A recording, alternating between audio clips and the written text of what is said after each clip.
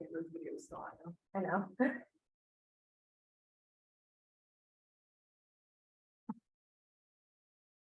He's trying to figure out how to turn it on. Oh, I can stop. If you can't figure it out, Billy, I can do it for you. I did it.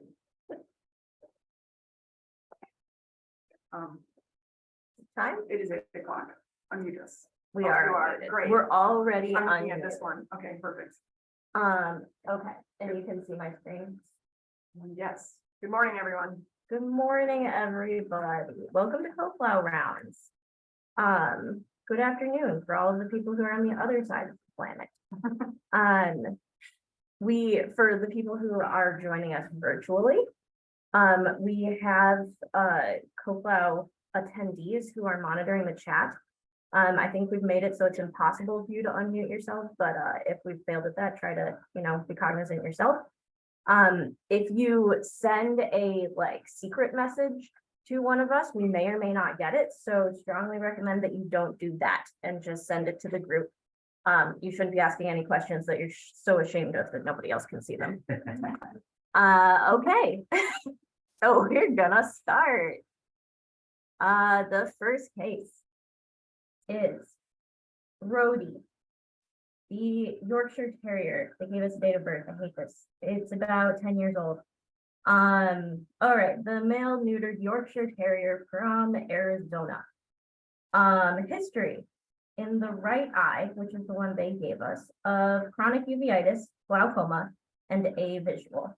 They also told us one other thing, which is going to be a secret until later. The other eye is age-corrected normal, which I really enjoy as a diagnosis. I feel like a lot of us are becoming age-corrected normal. Okay, so we have a globe. The cornea is up here, and there's not so much of it anymore, per se. The lens is here, and there's also not so much of it anymore, per se.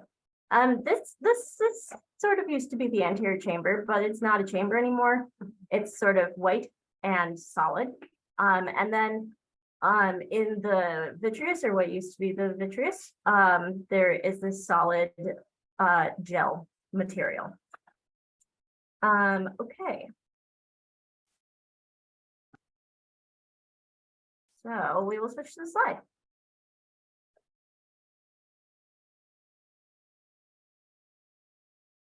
On Zebras. All right, hold on. I can't do it on 2x. It makes it real mad. Okay, that's in focus as we're getting. So putting the mouse in the center. Here's the cornea, such as it is. What remains of it.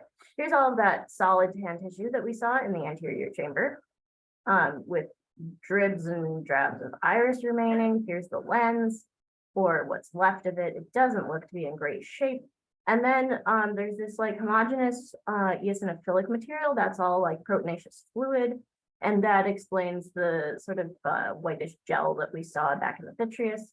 The choroid doesn't look stellar. The optic nerve does not care. He's doing his thing and feeling just fine.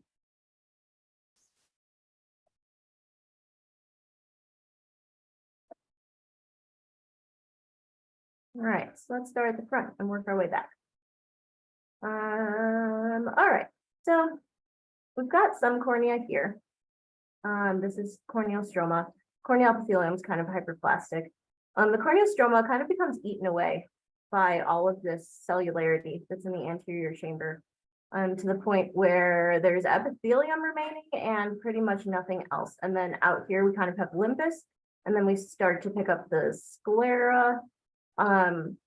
So there's areas where we've completely lost corneal stroma due to all this stuff in the anterior chamber. It's really hard to see Decime's membrane anymore. In a lot of places, it's completely gone. Another feature of the cornea being eaten away by all of this stuff. And we shall look at this stuff, because this is the most interesting part.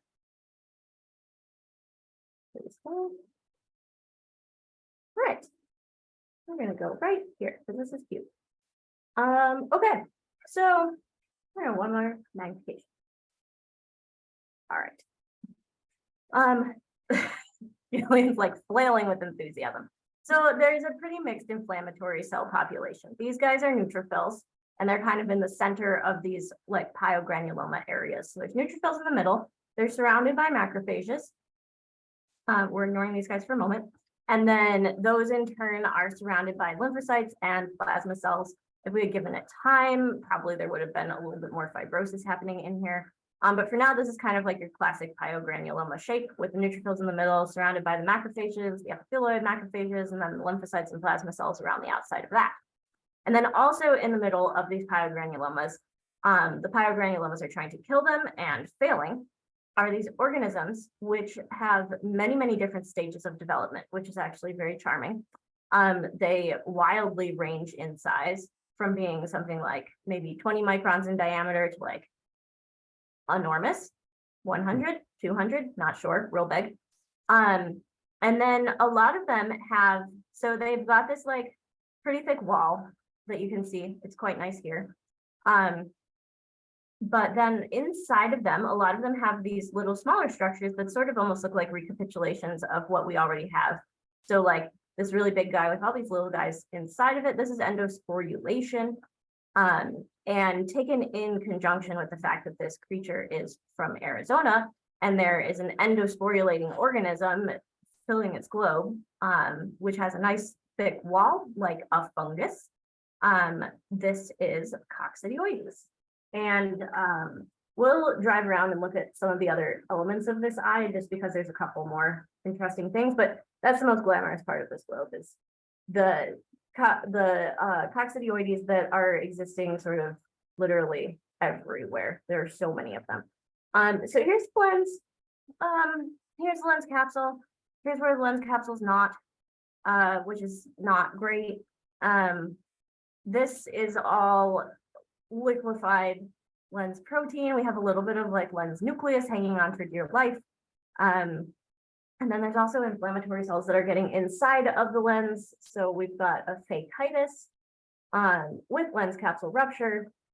And then the lens capsule is also really wrinkly, probably partly because it's ruptured. So you could say that there's also a hypermature cataract.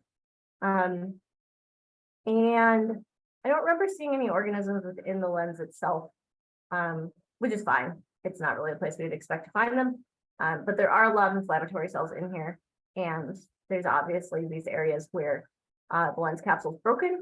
And interestingly, it's almost like trying to fill in with fibrous connective tissue. It's a little bit weird.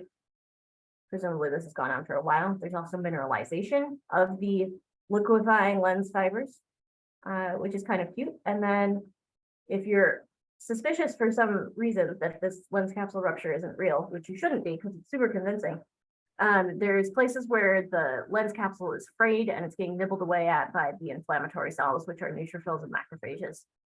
So that is nice and convincing that it's actually real lens capsule rupture. And the rest of the globe is kind of more of the same. So we go back into the choroid. This is the suprachoroidal space. It's really expanded by proteinaceous fluid, so that's edema. We go back into the choroid, and there is edema of the choroid, there's inflammation of the choroid. We don't really have retina that's attached anymore. It's detached up here, bundled up and torn. And also there's inflammatory cells in it, and there's some atrophy. So the globe in general is in pretty rough shape. And then the optic nerve is doing fine, living his life, doesn't care. Not a part of this problem, not his circus. Okay. Returning to our PowerPoint, I'm gonna make this smaller. I'm really trying to go to the next one and I'm failing. Hold on. There we go. All right, so we diagnosed pyogranulomatous endophthalmitis, panophthalmitis, and keratitis with intralesional fungal yeast consistent with Coccidioides immitis. We also diagnosed the hypermature cataract with lens capsule rupture and pyogranulomatous phakitis, and then the retinal detachment, necrosis, and tear. The fact that this dog is from Arizona is very nice because geographically that's where Coccidioides is most common. And there really aren't a whole lot of other organisms that look like yeast that do endosporulation. There are some algal organisms like Prototheca that do endosporulation that you can be tricked into thinking are yeast, but they'll never be that big. They're really, as far as fungal yeast that get that big, that would be pathogenic, there's nothing else I can think of. Coccidioides gets huge and has a highly variable size, depending on which life stage you catch it in.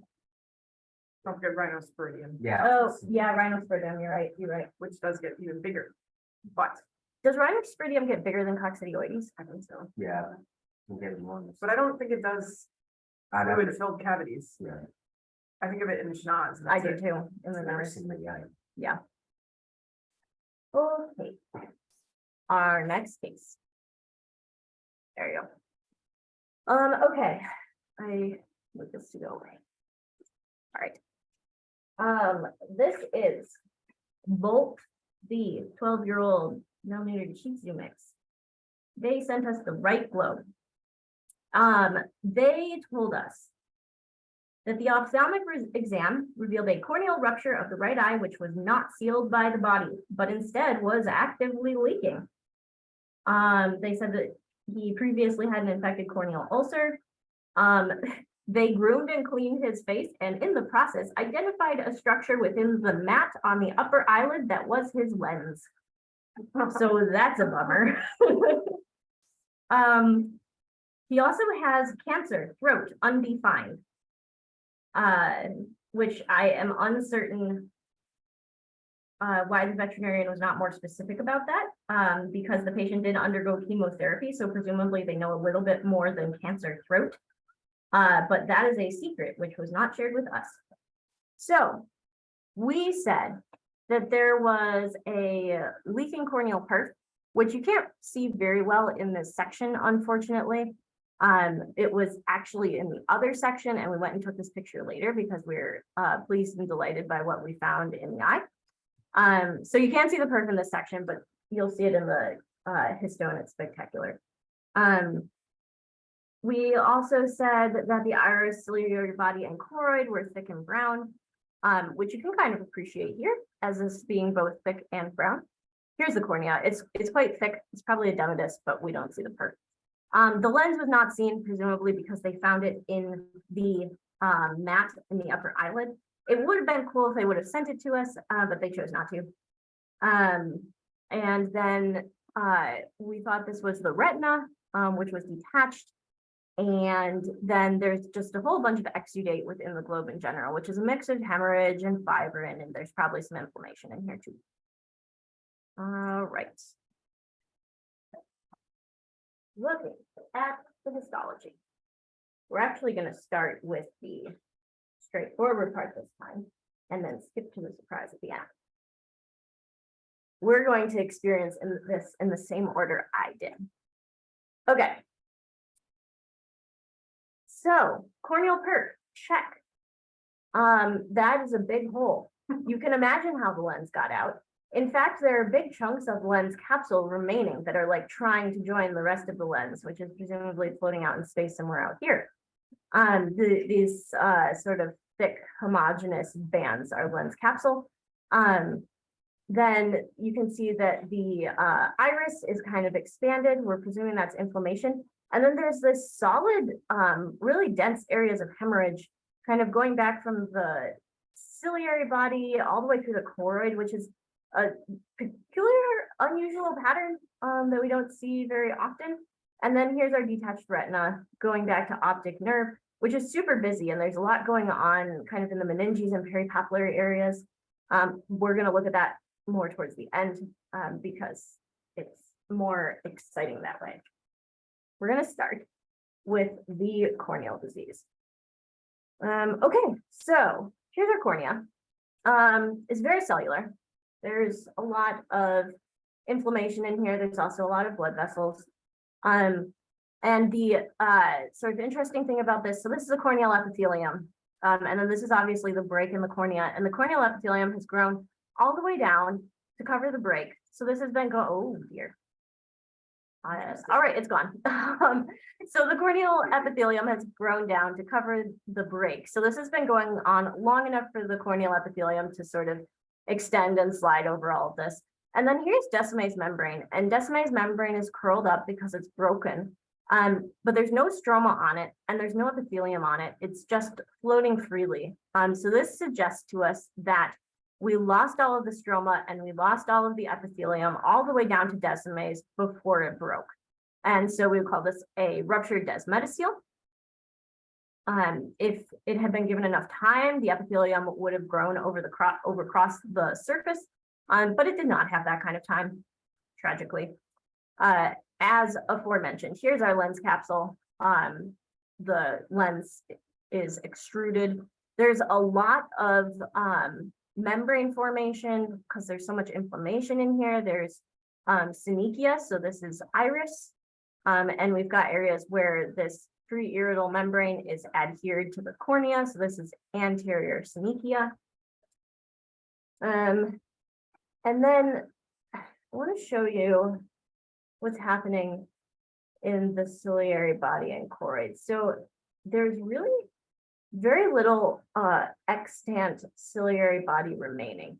There is collagen here, which is sort of the collagen that remains after everything else is lost. And there's some ciliary body epithelium, which is kind of hyperplastic and probably reacting to all of the inflammation and hemorrhage in the globe. But then we get back into areas like this, and this is just all hemorrhage, and there's no remaining tissue architecture whatsoever. There's like nothing here.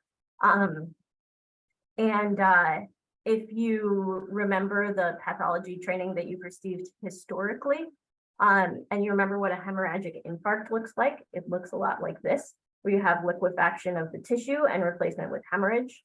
And it just goes and goes and goes, and the choroid is gone, more or less. There's blood vessels that are hanging on, and that's about it. So something happened to like pretty seriously damage the blood supply of this entire region of the globe. And what could that possibly be, you ask? Wow, what a mystery. I'm going to tell you. We are going to look, so here's our optic nerve, which we talked about being kind of supracellular all around. This is very purple, more purple than it should ever be around the optic nerve. And this is a blood vessel, or it may not be a blood vessel, actually. I think this might be a lymphatic. We'll look closer. There's like almost nothing surrounding it. JK, I'm gonna call this a lymphatic. This is endothelium here. This very, very, very thin cell. Here's a nucleus that's kind of outlining this space, but this space is completely occluded by all of these big fat cells. We don't know what they are. The clinician hasn't gone for IHC yet, so it's a mystery, but they're clearly bad. So there is a lot of variation in terms of everything about these cells. So there's variation in cell size, there's big ones and small ones. That's anisocytosis. There's variation in nuclear size. There's big ones and bigger ones and bigger ones, and then some small ones. And that's anisokaryosis. There's really prominent nucleoli. There are some cells that just have a ton of cytoplasm with this sort of perinuclear clear zone. There's some cells with not very much cytoplasm at all. There are also a fairly large number of mitotic figures. It was a little difficult to do a great mitotic count because most, if not all, of these cells are within blood vessels. There's areas in the choroid where they're floating free, but they're usually adjacent to areas where the blood vessel wall has undergone necrosis. And so presumably they're getting out of the blood vessels by just sort of falling out because there's no vessel holding them in anymore. It's not like they're arriving here and they're like, okay, this is my home and where I want to stay. It's more like they're here and they're like, hello, I'm passing through and causing massive tissue destruction by clogging up the vessels as I go. So this was surprising to us and presumably surprising to the clinician a little bit because they never said we were worried about metastatic disease. They just said throat cancer undefined, and mostly described the corneal perforation, which was their primary concern in this case. So all that said, we said it was there were intravascular, poorly differentiated neoplastic cells, and we do not know what they are. They're large and round and have a lot of atypia, so we considered histiocytic sarcoma. But they also told us throat cancer, which if it's like squamous cell carcinoma, this could be a carcinoma that's metastatic. It also has that strange perinuclear clear zone in a lot of the cells, and the nucleus is often peripheralized, so we considered multiple myeloma, or potentially plasma cell tumor, multiple myeloma being more likely. So that was our main diagnosis. And then after that, we diagnosed all the things that they were actually sending us the globe for. So the ruptured desmetocele and the keratitis, and then all of sort of the consequences of all that inflammation with the membrane formation and the synechia. We told them about the lens capsule rupture and nuclear extrusion, which they probably already knew about. We diagnosed the infarction and hemorrhage, which is secondary to vascular occlusion from the neoplastic cells. And then we also showed you the retinal detachment. There was a little bit of glaucoma as well, again, because of all that membrane formation and synechia. So it was a wacky case, and we don't know yet what it is, but we're really hoping that the clinician wants to do IHC. Fingers crossed. And I am now done. So I think the next cases are Megan.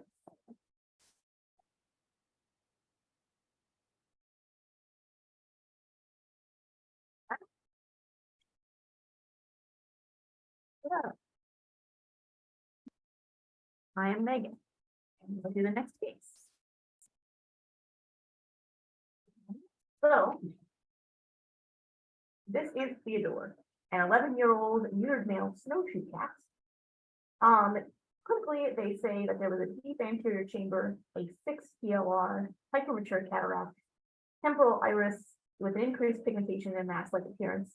But the main history that I'll draw your attention to is that under general medical conditions, they write overweight, otherwise healthy, and history of OS trauma when hit by car 7+ years ago. And that history of hit by car is something that is of particular interest to us because of what we find grossly already. So here's the hemisected globe, and you can start by following the sclera. The sclera is this very crisp, sort of bright white line. You can even see the vessels of the scleral venous plexus grossly, pretty cool. So if you follow it along from this side, we're following it, and suddenly it curls in a little bit right there, and then there's a gap. And then we can pick it up again on this side, it's curled in on the end there too, and it comes back for the rest of the globe. So we have a hole in the sclera here, scleral perforation or rupture, and that hole is bridged by all this sort of white tan tissue that extends into the globe. So we have some fibrosis there, bridging that gap. The other thing I'll draw your attention to in this gross exam is this sort of wavy magic carpet looking structure here. It's totally flat, but trust me when I say that this is the gross appearance of what is left of the lens. You can kind of see it connecting up to the ciliary body that's more intact on this side. So we have a pretty flattened and unhappy looking lens. There is also their deep anterior chamber, pretty deep. And then here's these bumps that were their kind of anteriorly bowed iris. But the main thing that we'll look at is what's going on here with this rupture. Right.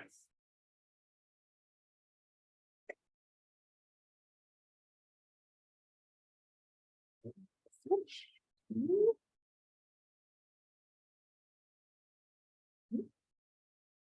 Okay. So here's our subgross. Just confirming this gap right here in the middle, and we'll put the arrow in the middle too. You can make out the free end of the scleral collagen here. It's sort of the more darkly eosinophilic collagen, and then the slightly lighter collagen that is the fibrosis filling the gap. And then here's the other end. Let's look at that a little closer.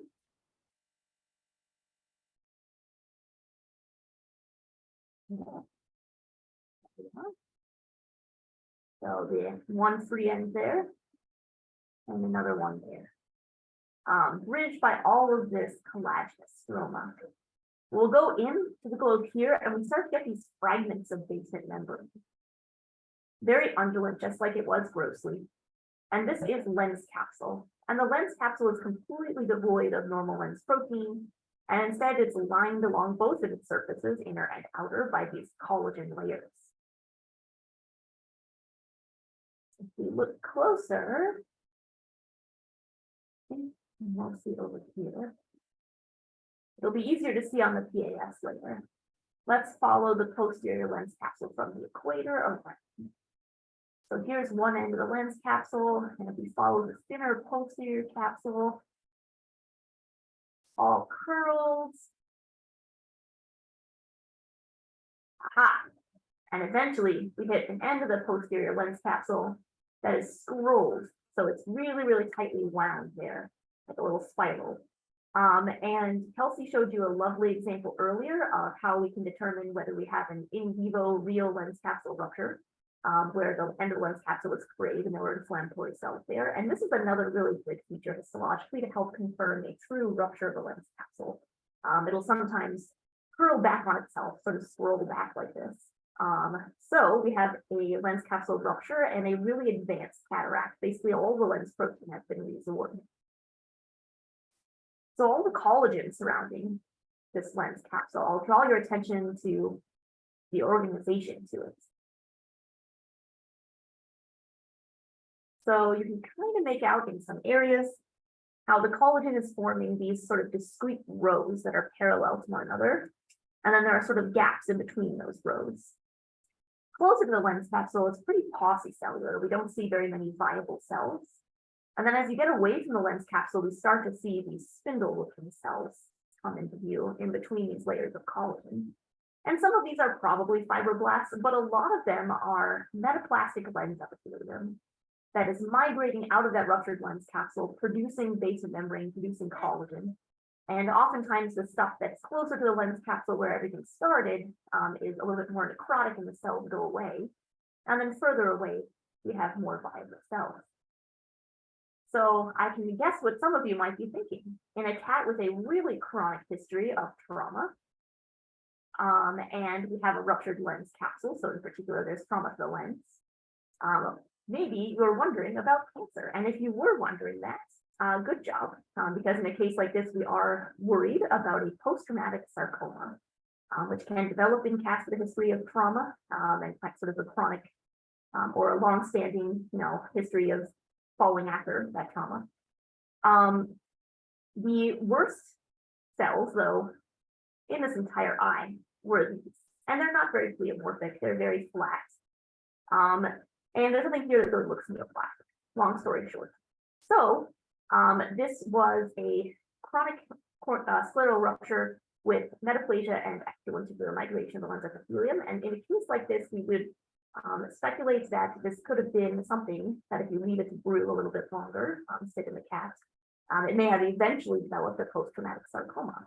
But in this case, they have removed the eye before that has occurred. So good news for Theodore on that. I'm going to show you the PAS because it's really pretty and it helps to highlight a lot of the stuff that we were just talking about. But before I do, put that back in the middle. Just some other kind of cleanup features. We have this detached and very, very atrophied, disorganized retina. And in the anterior uvea, we have this fairly severe uveitis. So this is a lymphoplasmacytic and a follicular uveitis. In cats, long-standing, so chronic uveitis, will sometimes have this follicular organization to it. So lovely follicles with germinal centers to them in this anterior uvea. Before we move on to this case, we'll see the PAS, which is just gorgeous. I also didn't show you one of the features. So here we have the lens capsule, nice and crisply outlined by the PAS. We can look at those scrolled ends again. Look at that nice tight spiral, very nice. And then when we look around the lens capsule, we can confirm for ourselves this lovely, delicate extra basement membrane that's being laid down. And the lens capsule itself is also doubled, which is pretty neat too. Doubled lens capsule and all of this more delicate thin basement membrane material being laid down by that metaplastic lens epithelium and that migrating lens epithelium. So that is that. The only other thing that I think I almost forgot to show you, which we can see on the fluorescence as well as the region, is in this case, we also had some osseous metaplasia inside the eye. This is basically forming a narrow cavity. There's adipose tissue in the middle of it, and these trabeculae bone around it. So this is a pretty advanced focus of osseous metaplasia. It's differentiating into like an eye femur.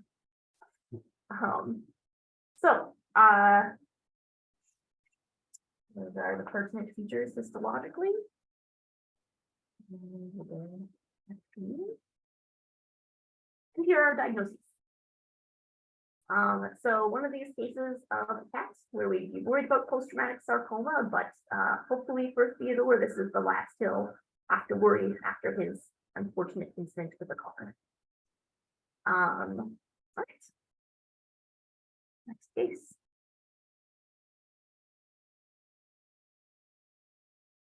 This is another kitty, Oscar, a 10-year-old neutered male domestic short-haired cat.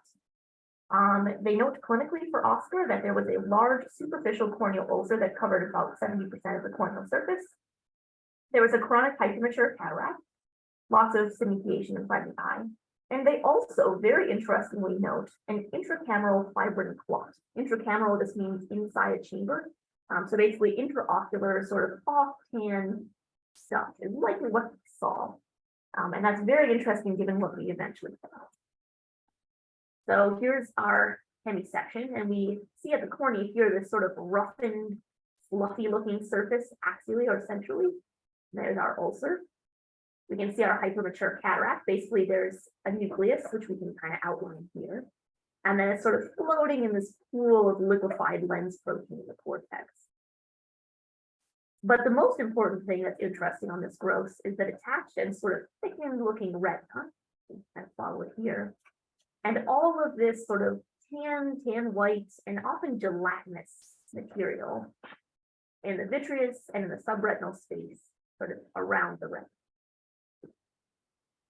So we'll take a look at the histo.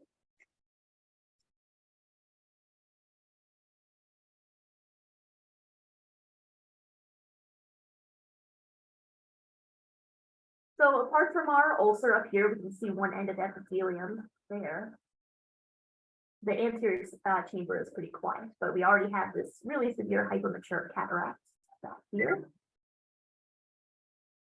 And then most notably, this detached retina, which does also have that sort of fluffiness around it histologically as well. Too many cells around this retina. And there's also this sort of hazy material in the vitreous. And from subgrowths like this, you could potentially consider this to be a fibrin clot. And probably there is a lot of fibrin here. But let's look closer at that. Because we might find something cool. So again, all this sort of hazy stuff in the vitreous. As we drop down, suddenly what starts to resolve, maybe I can go a little bit further out. Ready? There we go. Yes. There we go. We start to see these little friends here. Nice. I hit the place that I wanted to hit in particular. So these are little organisms. And sometimes on low magnifications, these organisms present an appearance that is sometimes referred to as soap bubble disease, because they are surrounded by these thick, clear spaces which represent a capsule. And the really neat thing that I wanted to hit this particular cluster of you guys for, well, is that we have our yeast organisms, and they are yeast in the middle of these capsules. And this one, look at that, narrow base budding. We have a little bud there. Looks like a bowling pin a little bit. So that is the characteristic budding for this type of organism. So capsule plus narrow base budding plus size. This is cryptococcus. So it turned out their fibrin clot was probably a raft of yeast. And the interesting thing about some of this, might be able to show it you better closer to the retina. You can see that there are some macrophages around, they're phagocytizing these yeast, but there's actually some areas I thought somewhat available.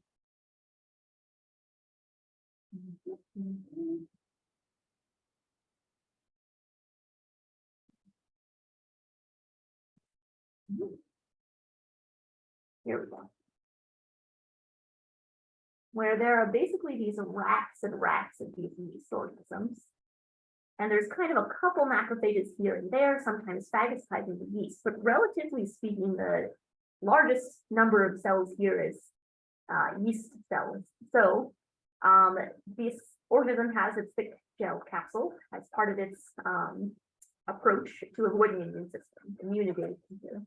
And sometimes we can actually see a sort of low level of inflammation associated with some of these huge racks of organisms because they have that particular characteristic. So, cryptococcus.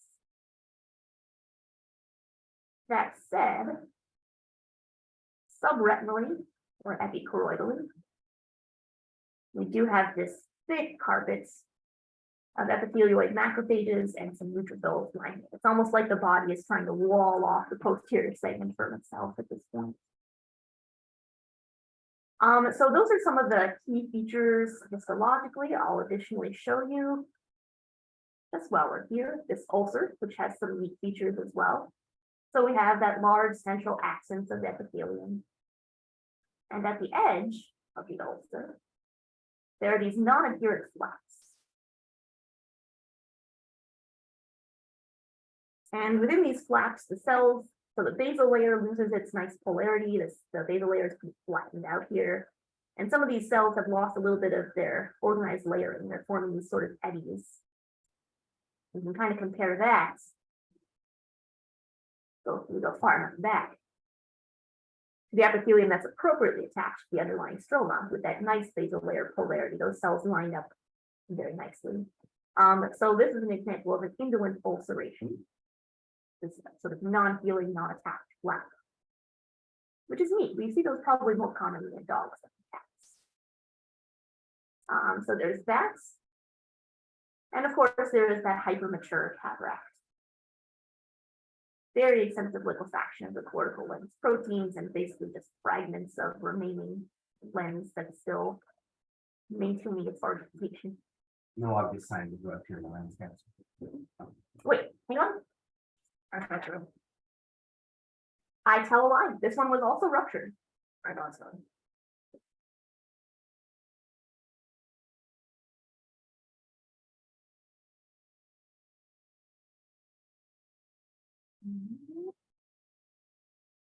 This one was also ruptured, but let's see if I can find a good site to show off. It might not be there at this level, let me say. But yes, there was a lens capsule rupture confirmed histologically. Like the trauma topic. Anything. And that might explain also some of that more robust inflammatory reaction than induced type of process on top of it. The cryptococcosis. Yes, which is a good point, because often, as we were saying, it doesn't tend to induce a huge immune response when it has that big capsule by itself. So a good point. All right. So here's the diagnosis for this case. Yeah, a nice case of cryptococcus to compare to our coccidioides. We're gathering yeast organisms to show off. And that's it for me. Well, shift.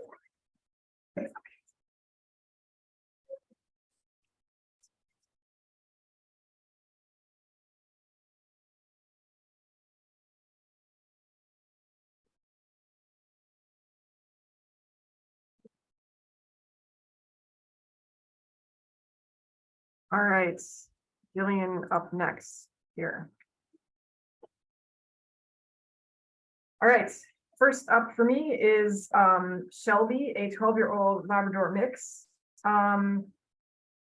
With a relevant history of, let's see here, IOP of 27, I was ophthalmic, cloudy and non-visual with blood and precipitates in the aqueous. Developed glaucoma. The dog was on doxy and pred, uveitis of unknown cause. Negative for tick antibodies. Suspect, uveitis is related to metastatic cancer, and glaucoma is secondary to the uveitis.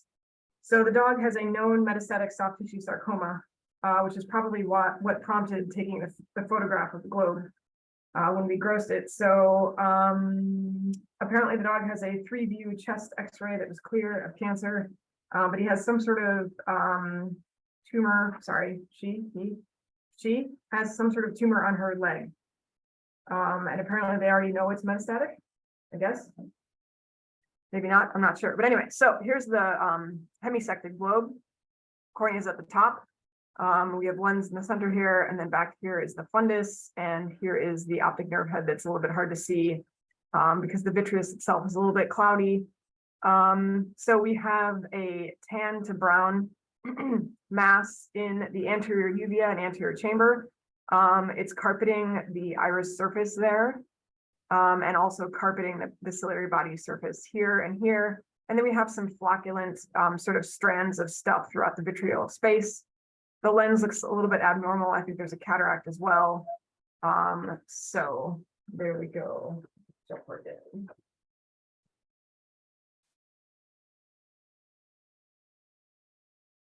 Maybe I can get the thing. There we go. All right.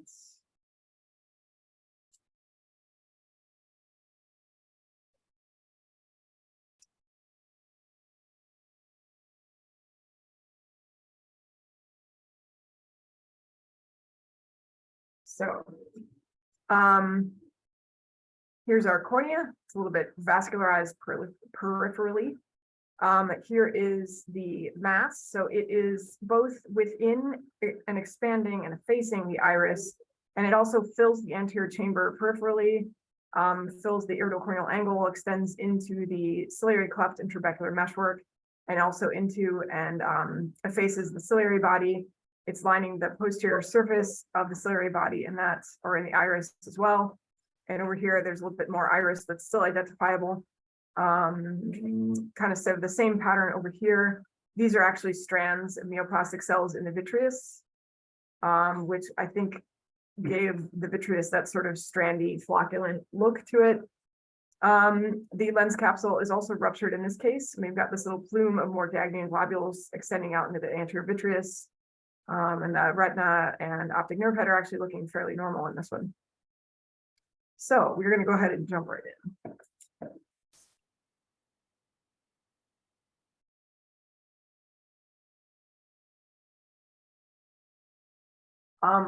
From this magnification, you can appreciate that there are areas that are more purple and other areas that are more pink and red. So the pink and red areas are necrotic areas of this tumor, and the purple areas are where the cells are still viable.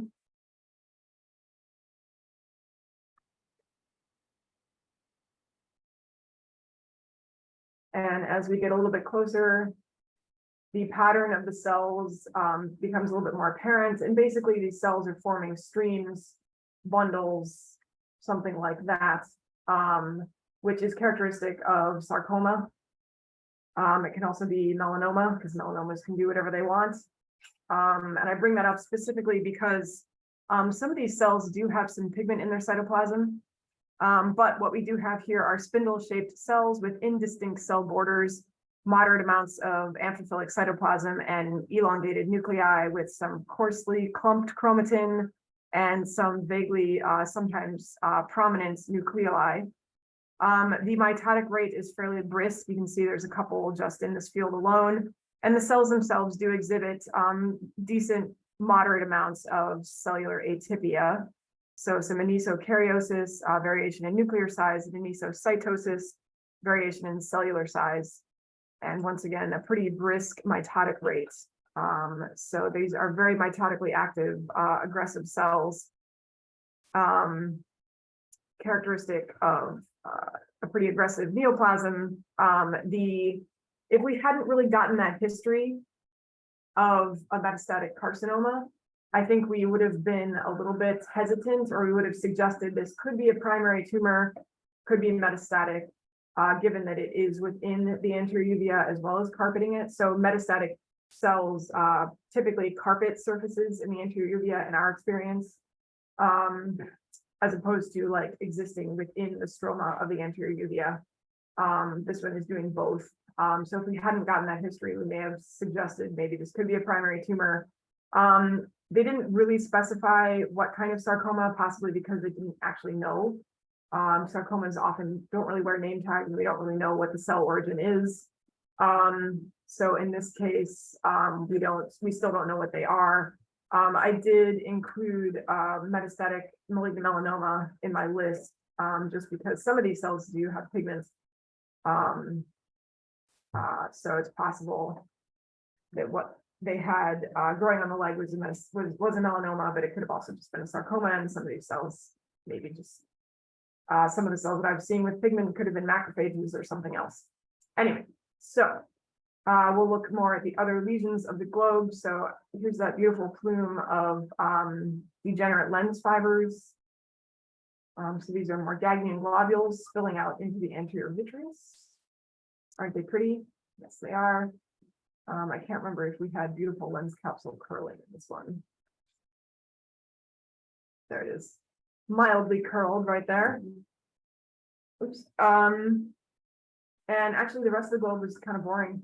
As I said, there were some little strands throughout the vitreous that were composed of spindle cells similar to those that were affecting the anterior segment of the eye.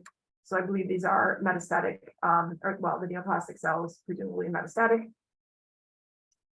And then surprisingly, the retina and the optic nerve head actually look pretty good.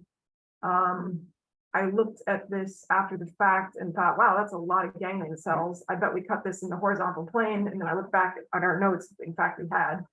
So this is the temporal aspect of the retina with that preponderance of a very large number of retinal ganglion cells, typical of canine eyes and feline. The visual streak. So there we go. Those were the lesions of this globe. So we'll go back here. So a poorly differentiated malignant anterior uveal neoplasm with carpeting behavior. So metastatic sarcoma or metastatic malignant melanoma, most likely, and some other changes there as well. So as I said, this fits nicely with the history of this dog already having had a metastatic sarcoma diagnosed. So sad news for Shelby, but maybe they can keep her comfortable for a while longer. All right, last case of the day. This is Reggie, a 12-year-old American bulldog. History of uveitis in the left eye, conjunctival hyperemia, hypopion, 2+ flare, hyphema, old hemorrhage in the vitreous, vitreal debris. Still has a positive dazzle reflex and positive consensual pupillary light response, but no direct pupillary light response and no consensual pupillary light response to the right eye. Oh, they just said that they still had it. Okay, never mind. Anyway, and then the other eye, nope, this eye, just kidding. They said left eye retinal detachment diagnosed on ocular ultrasound. So this is a case where we got the first slide back and went, oh my gosh, this is cool. Let's go take a picture of the second half. So that is why we don't actually have optic nerve head in this photograph. So once again, cornea is at the top. Here's our iris. The anterior segment of this eye is actually pretty quiet. There's a little bit of hemorrhage here in the anterior chamber. The lens also is actually fairly normal. Really what the most exciting and the business part of this eye is this detached retina, which is looking a little bit thicker than it should. And then other than that, that's about all we really can see in this gross image. So kind of a boring gross image, but an unfortunately cool lesion histologically for the dog. All right, so here we go.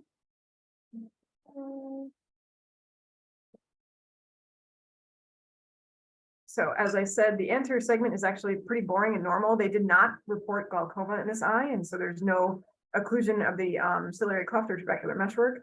The lens itself is pretty normal.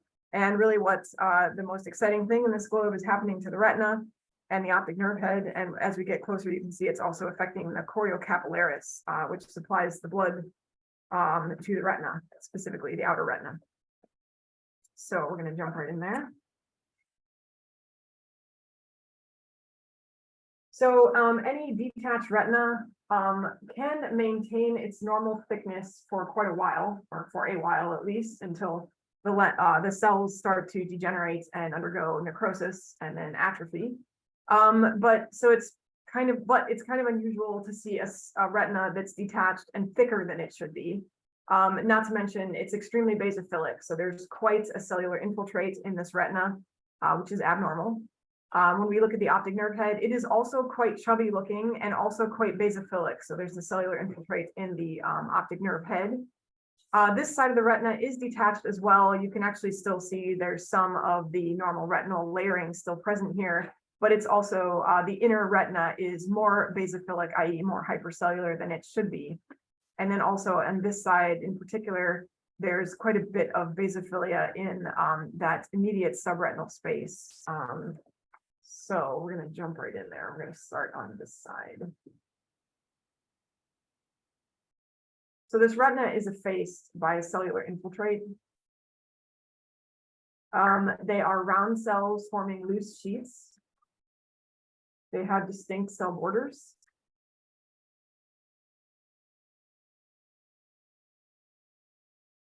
Let me go highest mag here. So in the realm of round cell neoplasia, we often try to compare the size of the nucleus to a red blood cell. And that gives us a vague that's one of the ways we categorize lymphomas in particular into large cell, small cell, or sort of intermediate size cell. So here's a nice red blood cell that we can compare to, and the nuclei of these cells are about at least 1.5 to 2 to maybe up to 3 times in the width of a red blood cell. So that is categorizing this in the intermediate to large cell category. And as we scan around, there's a bit of anisocariosis. So the cell size does, the nucleus size, does vary a little bit amongst these cells.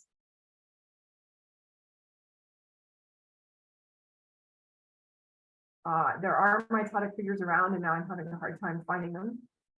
And really, in any kind of retina post-development, there should not be any kind of mitotic figures ever.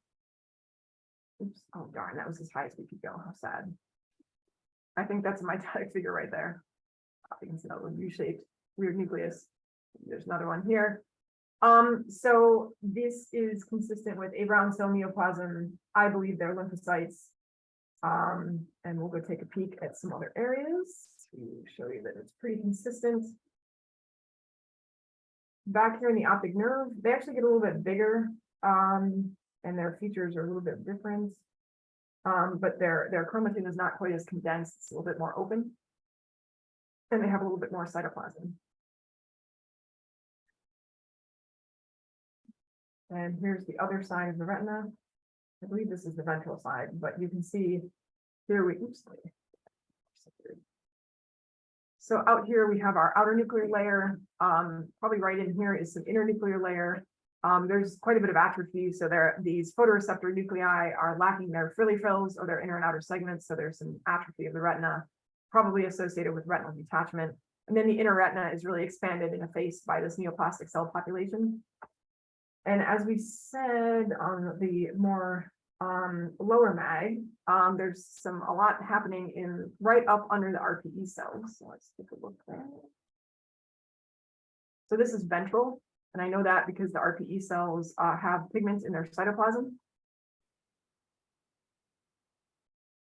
And so there they are. And then under them is the choriocapillaris, which is the capillary bed that feeds the outer retina.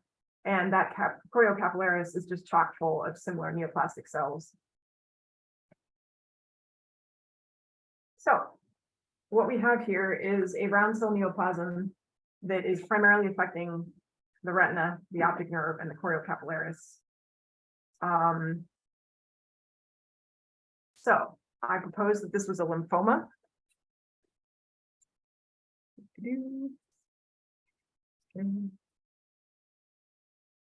So retinal and optic nerve, round cell neoplasm presumed. Oh yeah, so I offered IHC.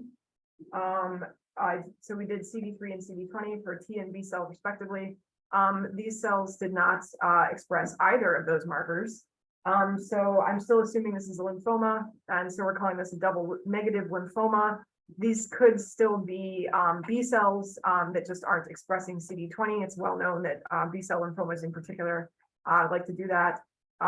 We offered additional IHC, including PAX5, which would be a good B cell marker, and also CD18 to just confirm that they are in fact lymphocyte origin, although CD18 is not specific to lymphocytes. They did not take us up on the offer at this point. There's a little bit of intraocular hemorrhage and diffuse retinal detachment. So that is this case. I did inquire about the dog's mental status because in human medicine, retinal and optic nerve lymphoma is often associated with CNS lymphoma. They said this dog is mentally appropriate, so they don't believe the CNS is affected at this stage. And so at this point, the other eye is not affected. I suppose it's possible this is going to be a presumed solitary ocular lymphoma, but we don't know that. They have not staged the dog. I think they were not expecting anything like this diagnosis.